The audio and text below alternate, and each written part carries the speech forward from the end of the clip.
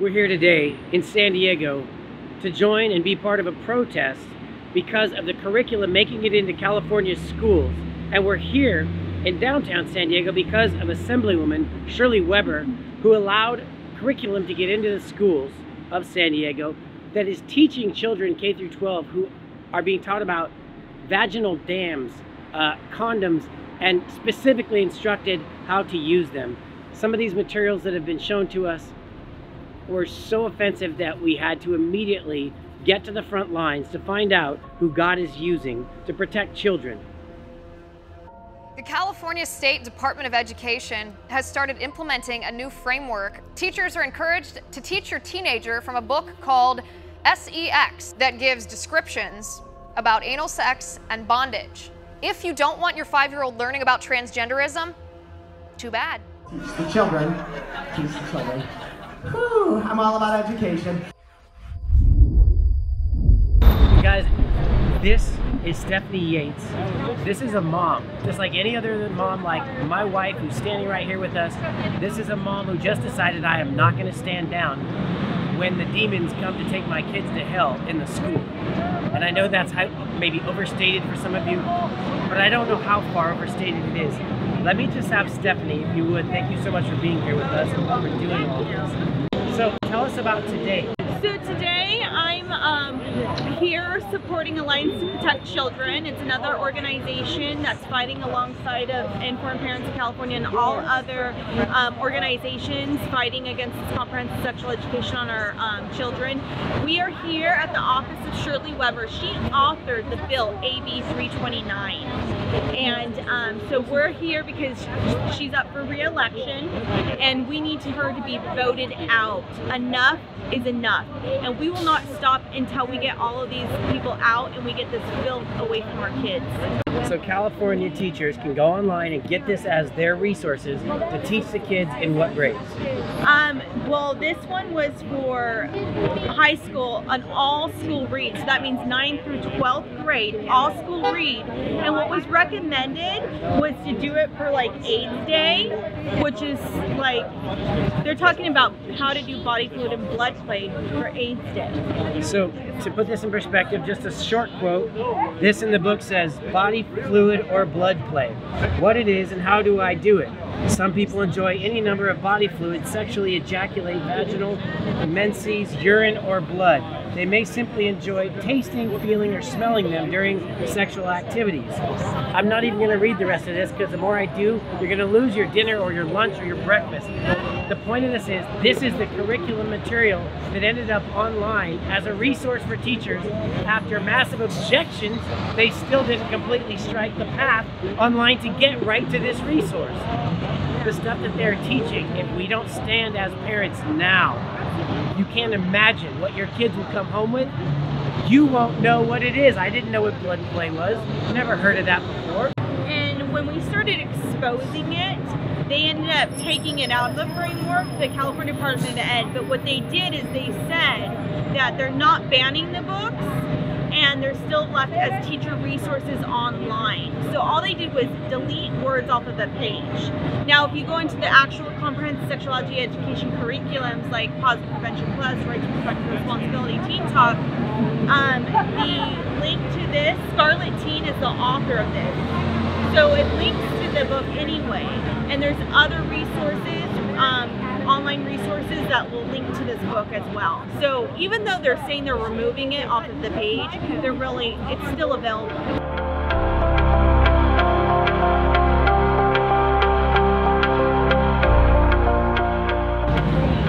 I'm here today with John Moore, who's running for the 79th Assembly District here in San Diego. John, what I'm trying to figure out, and thank you so much for being here with us, but I'm trying to figure out why are parents so inflamed about the current incumbent, Shirley Weber, and what is it that made you jump into this?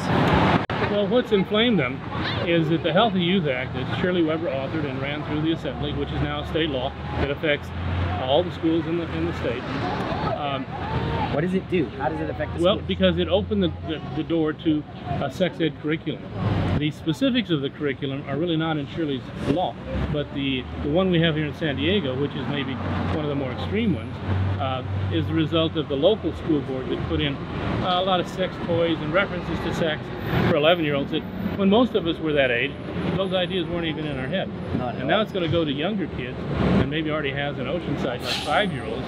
And I don't know why you would want to have a 5-year-old know any of this. So, do the teachers in the classroom literally teach the kids how to use sex toys or how like a condom works? Oh, yeah, exactly. Oh, yeah. And what ages is this for? Well, right now, it was for starting at 11-year-olds. But in Oceanside, a person this morning told me that they've already started it in Oceanside now for 5-year-olds. And there's even 11-year-olds. This is too advanced, I think. I mean, why point them in that direction? And 5-year-olds, there's no reason to explain this to 5-year-olds. But it's going to, it sets the stage for making children more malleable. For what? To pedophilia. Absolutely. Now, I know this is a word that people don't like to use, and I've been instructed sometimes not to use that word. It's a very harsh word. But I believe that's what's going on. Yeah. Because there's another program going on too, Drag Queen Storytime. Drag Queen Storytime is something by the American Library Association. They started it. It's a nationwide campaign, and they want to introduce drag queens to young children. Children, again, 4, 5, 6, 8, 10 years old, who really don't know what's going on there. The thing to really keep in mind is that these are grown men who are dressing like women, wearing garish makeup, and they're seeking access to children. Now, most parents don't need to know any more than that to say this is a very dangerous and bad thing. But people in politics, certain part of politics, have a hard time appreciating that danger.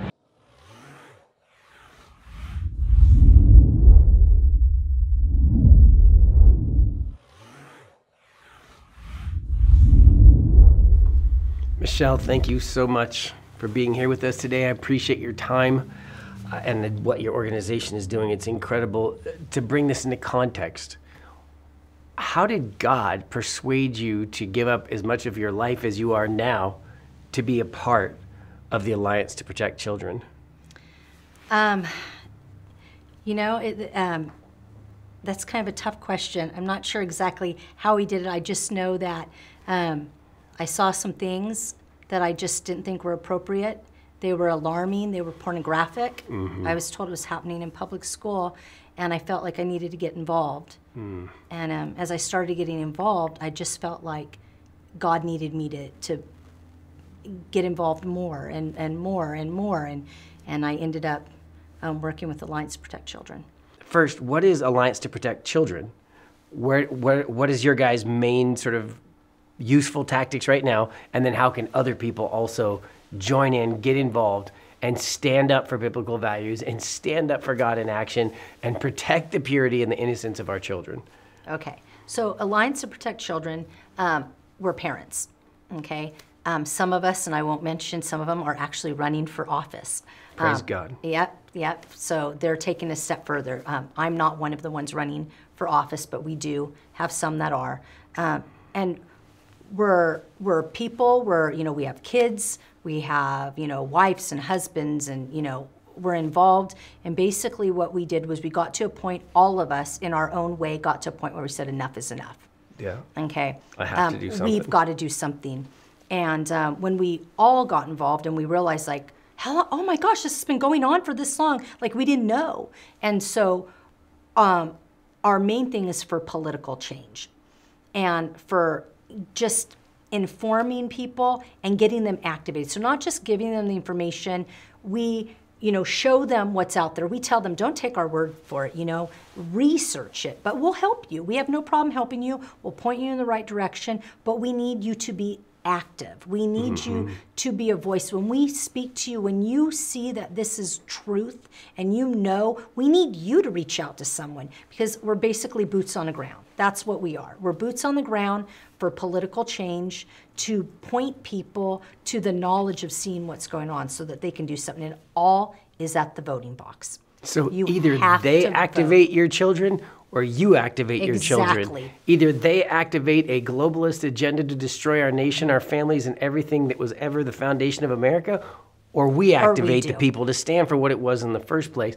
Either we sleep through this moment like Nazi Germany as they came through and started wiping everybody out, and until it was way too late, they didn't stand up like we are here right now, or we do it, right? Exactly. I mean, it's... Yeah. And we don't stand alone. So one of the things that Alliance to Protect Children decided to do, because there's other grassroots organizations out there, and they're doing very similar things. And I mean, it's wonderful. We work with, these other organizations. And one of the things that we're doing is we were trying to, and the reason we ended up doing Alliance to Protect Children is we felt like, you know what, these big political, and I don't want to say parties because it's not a party, okay? This is not Republican or Democrat. It's about bad agenda and a good agenda. And it's about people who truly care about family and want to do something, and people who just want to destroy it. So if we're trying to identify where this is really coming from, I personally have gay family members and friends who have come forward and they know exactly where I stand because I'm clear that I stand with the Bible, period. Yeah. But they've said to me in private gatherings over and over, I mean, with friends around, family around, I completely disagree with everything they're trying to teach kids. I don't want my own kids, and they have, several of them have kids. I don't want my own kids in any school teaching any of this stuff. Mm-hmm. So if it looks like a gay agenda and it looks like a hypersexualization agenda that destroys families, but the gay people around us aren't behind it, then who is the one that's behind it? Who wants this? I like to comment. My sister also identifies as lesbian. So this is absolutely not an LGB or LGBT or however these, yes. This is not an issue between Christians and LGBT. Not at all. This is a political agenda. Yes. There are people in high places. I might not have their names written on a piece of paper, but this is a political issue. This has nothing to do with it. And I feel like they have us on a checkerboard and they're just sitting there moving the pieces. Really, LGB is probably in more danger than someone who would consider themselves straight, because they are teaching them this ideology, and they are demonstrating and enforcing high-risk behavior. So this is nothing that I would want for my sister. It would be nothing that I'd want for your family or anybody. So it's absolutely not a LGBT agenda at all. What the literal stuff is that they, like, what are your favorite, I'm amazed, I know this only, my favorite. This only represents a little bit, but like, what are some of these, what are the things that, again, just stop you in your tracks when you look at them of these books?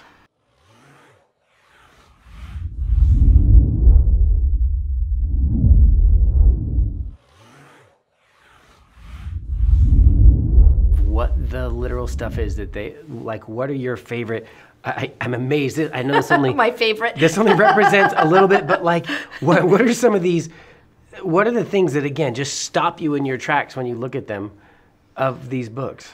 So we'll just go through a couple things because they're pretty graphic. So they're pretty graphic. So we talk about manual sex, which you're thinking, manual, what is manual sex?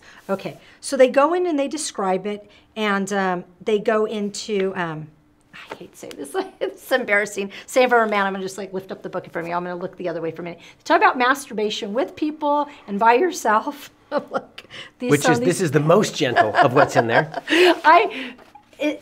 It's hard because to deeper manual sex, I'm thinking, okay, what so is that? I don't, you know what? I'm like, do you have a ruler? I'm not real. I'm scared to even know. They mean physically deeper somehow. They don't just talk about emotionally deeper, because the acts that they're describing, it's not emotional level. It's not a man and woman engaging in trying to conceive a child, or even just a man and woman in just basic pleasure for whatever. They're teaching children that to seek after pleasure. It teaches them consent, how to give and receive consent. And you had mentioned just some of the things about, oh my goodness, what were you saying? You were talking about the blood play. Okay, in blood play, in mentioning their whole idea is all of this is okay if, and bondage, if you're giving and receiving consent. So anything goes as long as you give and receive consent. So who decides how you're giving and receiving consent? So you have a, you know, well, and what age is this? I mean, what age is giving and receiving consent? What's the youngest age that's curriculum for? 9th grade. Okay, so this is not, I can tell you right now, my daughter graduated in May. No, she graduated 2 days after her birthday from high school as a senior. So she was 18 and 2 days old. So we're talking 14 years old. So you essentially, in a lot of cases, 13, 14, you just came into your puberty. Yeah. You've just begun to understand that you're growing into what is called a man or woman by our older definitions. And at that moment, you're being shown bondage in this book. Yes. You're being shown sadomasochism in this book, hurting people for sexual pleasure. You're being shown blood play, which is some form of covering yourself in some sort of fluids. And I guess every form of fluid is what it describes. There's stuff on urinating on each other, too. So we're talking, it goes... all of the fluids. I mean, look how thick this book is. I just touched on, you know, these and it little goes in detail pages. on all these subjects and all this stuff. All of these. And it also includes all the regular sort of sexual practices that have ever existed. People do know about masturbation, regular sex, but then it goes into anal sex, every sort of oral sex, every sort of, it's literally the entire litany of every sexual practice ever known, and that all those are okay. They're all, as long as they're enjoyable. It's all about pleasure. It's about pleasure. This is... all of these If you books enjoy hurting people, it's okay. It's okay, as long as you have consent. If you enjoy tying people up and hurting people, it's okay. It's okay. So basically, everything is based on pleasure. Everything is based as normal. So that's the whole thing. And they're teaching, here's the thing. Even when they're teaching on anal sex, what they don't go into is... condoms are not FDA approved. Right now, if you were to get a gay magazine, you will not see an ad for condoms in there. And the reason why, well, I know, you're going, huh? And that's what we said. Why? Because they're not FDA approved. They're not FDA approved for anal use. So. Oh, so they don't know that the latex works properly in that context. The material itself isn't FDA approved. It's not safe necessarily in that context. Well, no. See, here you go. Now you have to be careful what you say, and this is the whole thing. This is where it's so confusing. The play on words. They didn't say it wasn't safer. It's not FDA approved. So they use this words. Use a condom because of safety. Because what they're doing is they're comparing the safety between not using one and using one, but they're not actually telling you that they're not FDA approved. So if they were to just tell a child, or even an adult, listen, there's nothing that's FDA approved for this type of interaction, for anal sex. But they won't do that because then how can they promote it? So what they do is they say, they give you all the examples and fill your head with, you know, this pleasure-based material until you go for it and use a condom. In one of the curriculum, it talks about condoms and dental dams, which at first we were like, what is a dental dam? And then I found out for when you have oral surgery, you put that thing across your face. And they talk about for safer oral sex and vaginal sex with a dental dam, they're flavored. And I'm thinking, so wait, so is strawberry safer than grape? Or is it less safe than orange? So that's what I'm saying. It's these whole play on words. And again, these are lesson plans for children. Yes. To be taught oral dams that are flavored. Exactly. To entice you and encourage you to not only get involved with sexuality earlier than any young child ever should, but also to make sure that you advocate for this whole position in a political way as soon as you can vote. What do you believe is the goal on the other side? It's not just teach some sex education. No. Let's keep your little focus over here. Look at this hand while this hand is doing what, right? What do you believe is the real agenda here? And it's okay, we are brave. We will tell the truth about end of days, biblical prophecy, revelation, all of it. We're God in action. We're not going to hold back. Okay. And so what do you believe is the intended, or there's obviously hundreds of millions of dollars behind this entire campaign. It shows up in every headline. Every single one of these things, that LGBT stands at the very top of the headlines. And where is all that funding coming from, and why are they, right? What's the goal?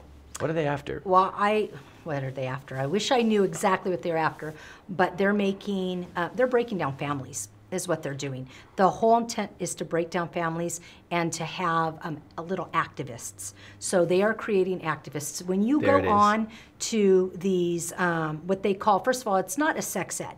It's comprehensive sexuality education. And when I say sexuality, we're talking those X's are in that word, sexuality. Full indoctrination. Full indoctrination, exactly. Into the absolute most horrific pornographic stuff I've ever seen. Pictures, websites, books. I mean, it's craziness. And those things are part of the curriculum materials that the teachers are supposed to draw from. It all goes back to pushing the family out of the way.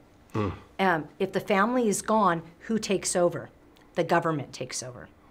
And that's, again, we're talking, everything goes back to political agenda. And I hate to say this for some people going, oh, but, one world nation, one world nation. This is, if you look, we are not in the beginning of Revelations. We are in Revelations. And so we're seeing these things that we've already read about being played out. And so people just need to open up their eyes and take a look at it. I think it's just scary for people to have to stop and see where we're at and then evaluate where they are at. So give us some examples of our family. But you know what? This is what I say, not my family. And then Jesus takes over completely. And so until then, you're the restraining force, we're the restraining force. And for you guys, wherever you are out there watching, we want to tell you, trying to find the camera, wherever you guys are, for you guys out there watching, I want to say God bless you. And if you're bringing and walking in the full gospel of Jesus Christ, I want to say Godspeed.